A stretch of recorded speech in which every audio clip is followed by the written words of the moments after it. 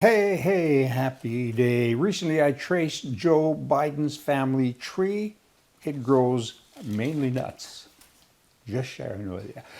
Academia, intellectuals, and all that kind of stuff. But in schools, it's there's so many studies.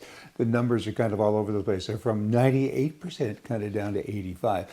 But the most popular one is that about 4% of all teachers, professors, and so on are conservative. 4%. So of course that's 96% who are not.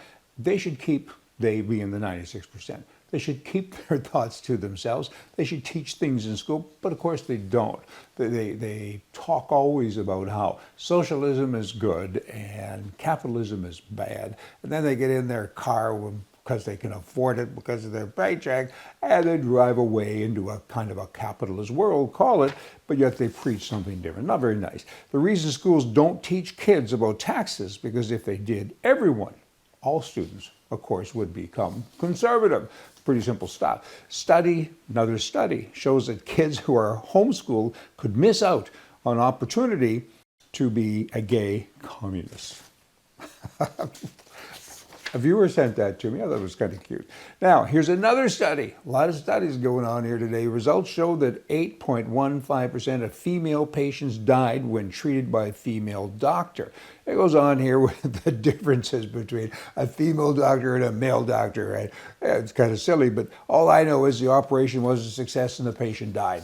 It doesn't matter who you go to, girl, boy, male, female, but they make a big thing of it. And transgender stuff, of course, is included as well. Crazy is forever, don't you know, in Canada. The prime mistake there, he says, you know what, we need to get more involved with raising your children because that's what communist governments do. And so now we're going to put a couple of $1 billion into play.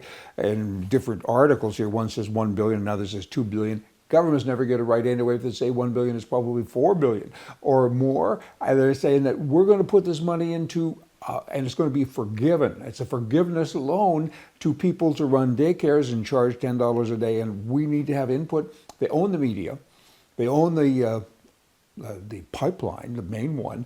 They own everything. They're nationalizing everything. Kind of sounds like Venezuela. It is like Venezuela. And that didn't end well. And it's not over yet. People are struggling in Venezuela. Canada's on that path. It's remarkable that the people are allowing this to happen. It's totally remarkable. The government's throwing in an additional $60 million that's set aside for non-repayment grants. And it goes on. I mean, government acts like everyone's a child, all the voters.